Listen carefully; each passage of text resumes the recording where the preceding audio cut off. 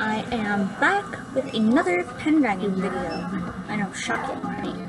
And once again, I'm in my school cafeteria, just in case you're wondering what all the extra is. We left off with Reality Bug, which I had to do in 2 parts because YouTube wouldn't upload it, which is great. But we left off with Reality Bug, and they had just lost their first territory. And this is leaving Bobby feeling pretty down and out. He's kind of questioning everything because St. Dana said once the first territory falls, the rest will fall like dominoes. And so Bobby is saying goodbye to Asia in Velox, beginning of Blackwater. And then he flew to the territory that Gunny went to at the beginning of Reality Bug, called Elong. And pretty soon he meets Boone. He will be the future acolyte for the future traveler. He also happens to be a leopard. The dominant species on Elong are cat-like creatures called, like big cat creatures called Clees. They can talk and do pretty much anything humans can do. Right away they see a couple of Clees using a human, which they call Gars. And they are as bait for these lizard-like things called Tangs. And then during this, he sees Kasha, who will be the future traveler. She basically talks her companions out of using the guard, and she kills the Tang herself. And so Boone decides that Bobby needs to go to the city that he lives in, Leandra. In Leandra, guards are not allowed unless they are on leashes. Guards can be menial labor, bait for hunting, brute force, or pets. So Boone sneaks them in to a meeting of the Council of Clee, and they're working to repeal this Edict 46. This law restricts the Clee from eating the Gars for food. And St. Dane, in disguise as a Clee on the council called Timer, is trying to sway this to go forward. Bobby goes to the Flue again to meet up with Bobby and Courtney, Mark and Courtney, because he has a feeling, because St. Dane is taunting him about Mark and Courtney. And so that's where a reality bug occurs, with St. Dane coming and burning his hair off, freaking out Mark and Courtney, and then Bobby comes in and gives him, and they see Danny's hand. And he returns, and immediately runs into Kasha. Her father, the current traveler, has told her about the travelers as bedtime stories. When he tried to tell her that they were real, she didn't believe him, thought he was going senile, and lost all respect for him. She doesn't want to help him. She agrees to take him to her house in Leandra. And Bobby has to live like a Gar for a little while. He has to go on foraging trips as Tang bait, so the Clees don't get killed. And so one day, during one of these forages, the Tangs attack. And Kasha attacks Bobby instead of a friend that is a Clee. This angers one of Kasha's friends called Durgan, and he confiscates Bobby and puts him in prison, and he stays there for about a month. And this prison is absolutely horrid. not even going to say anything much about it because it is private and I don't want to go. So Mark and Courtney, they just see Bobby leave when his next journal comes. They read it and then they go home. Courtney has begun to have trouble on her sports teams because, as we know, she's always been the best player on any team that she has been on. Softball, basketball, soccer, anything. And that's not the case anymore. Her teammates have caught up to her. And she has to work harder at keeping up, and she can't do it as well. This is taking a severe blow on her confidence, especially when she's demoted from varsity to JV. And a few days after they get home, Bobby gets a message from Yorn, Segan's who is Segan's acolyte that we meet. And he says to go to the pool.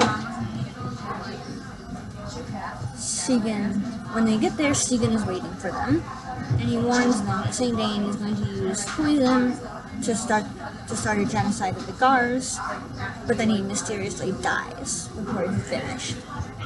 And they notice a little bit of something on his corner, in the corner of his mouth, and they think it's the poison from chloral that was supposedly totally eradicated. Bobby has told them, do not travel as acolytes. Do not.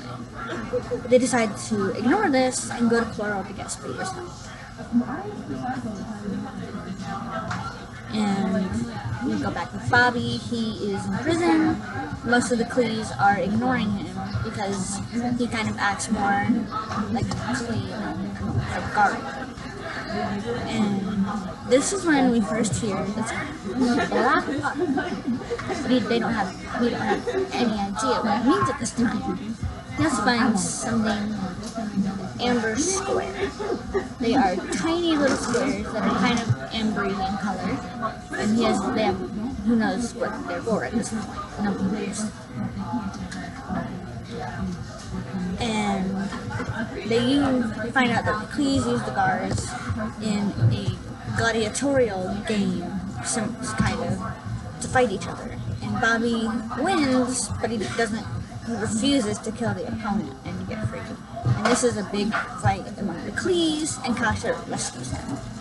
And at Kasha's house, Boone tells Bobby that Segan died because they found his Mark and Courtney sent him back through the flume, and they go to the flume. Kasha doesn't want to believe in travelers yet, but she agrees to help find whoever killed Segan, which we know is Segan. After they go to the center to burn Segan's body, Kasha finds a letter written by her father telling her to take Bobby to this place called Blackwater. And there's a map of it. She agrees to do this, and they head off. And then Mark and Courtney arriving at Chloral, they change their clothes and meet Spader, and he takes them to Grog. They've taken a little bit of the poison from Segan, and they confirm that it was the poison used because one of the Aquaniers miscounted the barrels of poison left that they had locked up and confiscated. They eventually convince Spader to help them, and they leave with some canisters of antidote. The antidote that they used from Far to Blackwater to Eno. And following Segan's map, they arrive at Blackwater to find that it is a civilization of intelligent Gars, like normal humans, but and also Gunny is there, and he lost his hand to a tank attack. He tells the group about this event called the Advent, which they use these amber cubes with like miniature radios to call the Gars to come to Blackwater and be free from the Clees. After revealing this, Yorn reveals to be Saint Dane. He knows the plan now and leaves to tell the rest of the Clees. And Bobby thinks the battle's done, and he heads to the room, and Mark and Courtney and Spader are there.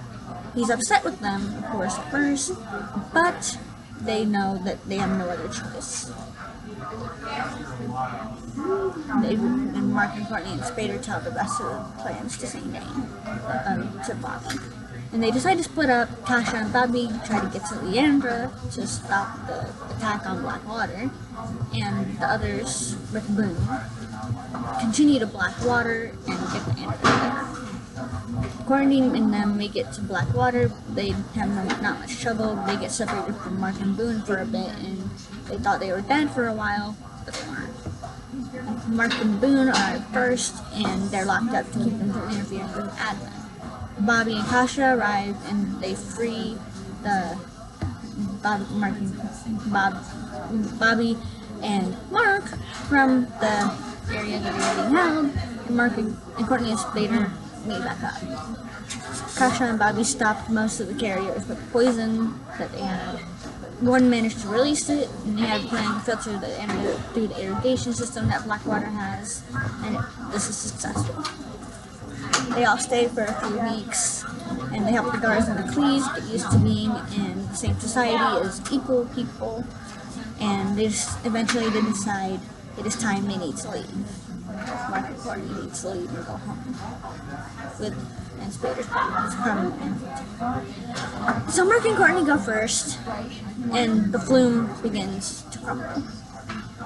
Bobby is about to leave and to the next territory of Zadaa when the flume collapses.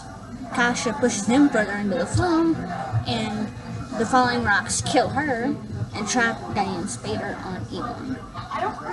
Mark and Courtney have no idea about this when they get home, and they don't know anything about what's going on. They find that no time has passed, and they settle into their lives again to wait for Bobby's next turn.